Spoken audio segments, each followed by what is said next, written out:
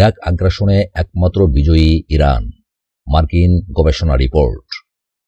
ইরাকে মার্কিন আগ্রাসনের ঘটনায় ইসলামী প্রজাতন্ত্র ইরানকে একমাত্র বিজয়ী বলে আখ্যা দিয়েছে আমেরিকার সামরিক বাহিনী। 1300 পৃষ্ঠার একটি গবেষণা প্রতিবেদনে মার্কিন সামরিক বাহিনী একথা বলেছে। গবেষণার প্রতিবেদনটি 2 খণ্ডে প্রকাশ করা হয়েছে। 1000 গুরুত্বপূর্ণ দলিল দস্তাবেজ সংযুক্ত প্রতিবেদনটি হচ্ছে একটি পূর্ণাঙ্গ পর্যালোচনা, যেখানে ইরাক অভিযানের সময় আমেরিকার ভুল ও সফলতা নিয়ে পর্যালোচনা করা হয়েছে। এতে 2003 সালে ইরাক আগ্রাসন ও দখল, সেনা প্রত্যাহার, উগ্র সন্ত্রাসী গোষ্ঠী দায়েশের উত্থান এবং ইরান ও সিরিয়ার প্রভাব নিয়ে গবেষণা করা হয়েছে। গবেষণা শেষে লেখকরা সবাই বলেছেন, 2018 সালে এই প্রকল্প শেষ হওয়ার সময় মনে হচ্ছে ইরানই একমাত্র বিজয়ী। বাইতুল মুকাদ্দাস সহ পবিত্র শহরগুলো রক্ষা আমাদের দায়িত্ব, এরদোগান।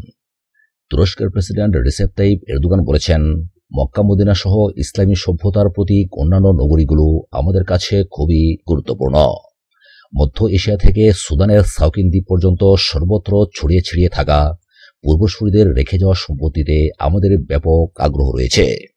এই জন্যই বাইতুল মুকাদ্দাস সহ পবিত্র শহরগুলো রক্ষা করা আমাদের দায়িত্ব।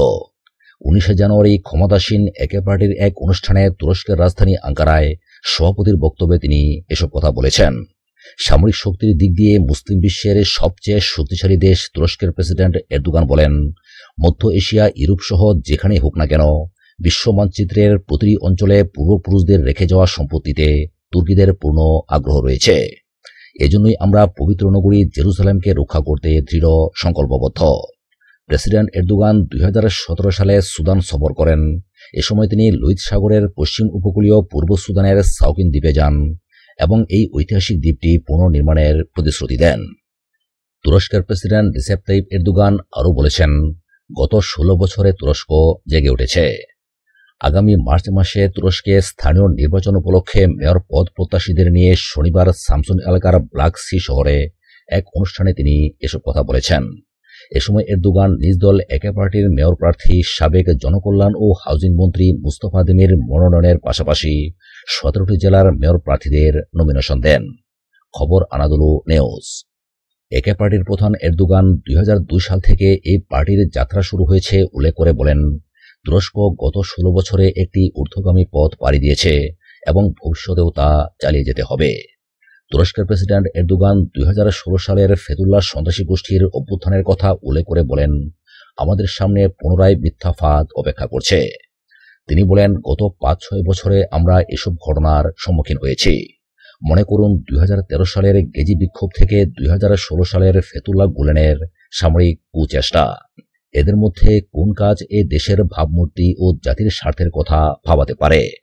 2013 সালের গ্রীষ্মে ইস্তাম্বুলের গেজি পার্কে ছোট একটি সরকার বিরোধী বিক্ষোভে দেশব্যাপী এক তরঙ্গে পরিণত হয়েছিল। এতে 8 বিক্ষোভকারী এবং একজন পুলিশ কর্মকর্তা মারা গিয়েছিল। পরে সরকার প্রতিবাদকারীদের নিয়ে বিবৃতিতে বলেছিল তারা ফেতুল্লাহ সন্ত্রাসী গোষ্ঠীর সদস্য। 2016 সালের 15 জুলাই ফেতুল্লাহ সন্ত্রাসী গোষ্ঠীর অভ্যুত্থান প্রচেষ্টার সময় 251 জন শহীদ হয়েছিল ও কমপক্ষে 2200 মানুষ আহত হয়েছিল। তুরস্ক অভিযোগ করে আসছে, মার্কিন যুক্তরাষ্ট্রের আশ্রয়ে গুলেনের নেতৃত্বে তুরস্কের ফেতু বিশেষত সামরিক, পুলিশ এবং বিচার বিভাগে অনুপ্রবেশের মাধ্যমে রাষ্ট্রকে উৎখাত করার ষড়যন্ত্র করছে। অস্ত্রে মার্কিন নির্ভরতা দূর করতে হবে, ইউরোপকে মর্কেল। অস্ত্র খাতে মার্কিন নির্ভরতা দূর করার জন্য ইউরোপের প্রতি আহ্বান জানিয়েছেন জার্মানির চ্যান্সেলর অ্যাঙ্গেলা মর্কেল। তিনি বলেছেন, ইউরোপের দেশগুলোকে নিজেদের সক্ষমতা ভাগাভাগি করতে হবে, যাতে অস্ত্র ব্যবস্থায় আমেরিকা থেকে স্বাধীন হওয়া যায়।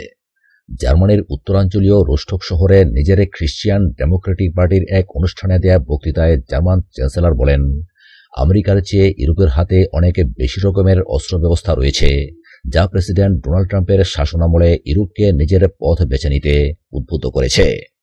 তিনি আরও বলেন, এটা ভালো যে কয়েক দশক ধরে অভিন্ন প্রতিরক্ষা নীতি তৈরির চেষ্টা করে আমরা এখন অবশ্যই একসঙ্গে অস্ত্র ব্যবস্থা তৈরি করব।